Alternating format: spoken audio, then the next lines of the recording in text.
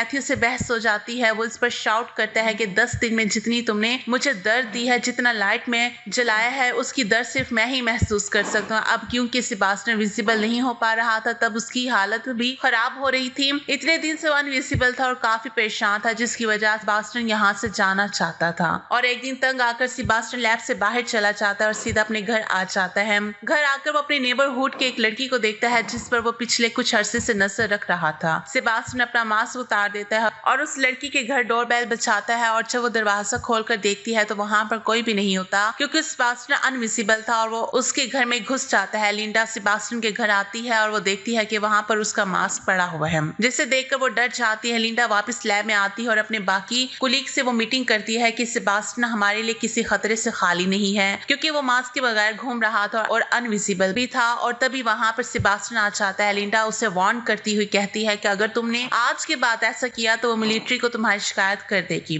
तब से सेबास्टियन लिंडा की इस बात पर एग्री हो जाता है, लेकिन अभी सबके दिल में डर था, क्योंकि सेबास्टियन दिमागी तौर पर काफी अजीब था, और वो ये फैसला करते हैं कि वो हर वक्त सेबास्टियन पर नजर रखेंगे। हालांकि सेबास्टियन अनविजिबल होता है, लेकिन इस लैब में एक ऐसा कैमरा था जो इसे अनविजिबल होने के बावजूद भी देख सकता था, और इस बात का सेबास्टियन को भी पता था कि इस पर नजर रखी जा रही है, जिसकी वजह से वो इस लैब से बाहर नहीं जा सकता, और इसलिए वो कैमरे की सेटिंग को खराब करके पिछली कोई रिकॉर्डिंग प्ले कर देता है, जिससे सबको ये लगे कि वो अभी भी लैब में है। और ऐसा करके वो लैब से बाहर चला जाता है और वो सीधा लिंडा के घर जाता है, और वहां जाके उसे पता चलता है कि लिंडा और मैथ्यू रिलेशनशिप में है, जिस पर उसे काफी गुस्सा आता है, क्योंकि वो लिंडा को लाइक करता था और गुस्से में आकर वो उसके घर विंडो का गिलास तोड़ देता है। और लिंडा जब बाहर देखती है तो वहां पर कोई नहीं होता। तब उसे डाउट होता है कि कहीं सेबास्टियन तो नहीं है, और ये बात कंफर्म करने के लिए वो लैब में कॉल करती है, और लैब में जो आदमी होता है वो लिंडा को बताता है सेबास्टियन यहीं पर है, क्योंकि अभी भी वहां पर वो पुरानी वीडियो फुटेज चल रही थी। जब सेबास्टियन बेड पर लेटा हुआ था, जिसकी वजह से वो समझता है कि सेबास्टियन वहीं पर है, लेकिन वो वहां पर नहीं होता। जब लैब में वापस आता है तब उसे काफी गुस्सा आया होता है, और वहां पर वो एक डॉग को मार डालता है। अगले दिन जब एनिमल डॉक्टर जानवरों को खाना देने आती है तो वो देखती है कि वो डॉग मरा हुआ है,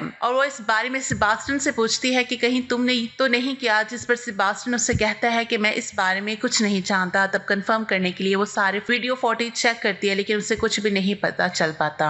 रात को फिर से सेबास्टियन लिंडा के घर पर जाता है, और वहां पर लिंडा को उसकी सेबास्टियन मौजूदगी का एहसास होता है, और इसे शक होता है कि यहाँ पर जरूर कोई ना कोई है, और इस बार वो खुद लैब जाकर चेक करती है। तब उसे पता चल जाता है कि सेबास्टियन उन्हें पागल बनाने की कोशिश कर रहा है, क्योंकि वहां पर सेबास्टियन होता ही नहीं है। तो वो फैसला करती है कि ये बात वो अपने सीनियर डॉक्टर को बता दे। लिंडा और मैथ्यू इस सीनियर डॉक्टर के पास जाते हैं और उन्हें सब कुछ बता देते हैं। ये बात सुनकर उस डॉक्टर को काफी गुस्सा आता है, और वो लिंडा और मैथ्यू को इस प्रोजेक्ट से हटा देते हैं। उन दोनों के चाहते ही वो सीनियर डॉक्टर इस बात को अपने बाकी साथियों को भी बताने लगे थे, लेकिन वो फोन डेड हो गया था, और तभी वहां सेबास्टियन पर पहुंच जाता है और सीनियर डॉक्टर को पानी में डुबोकर मार डालता है।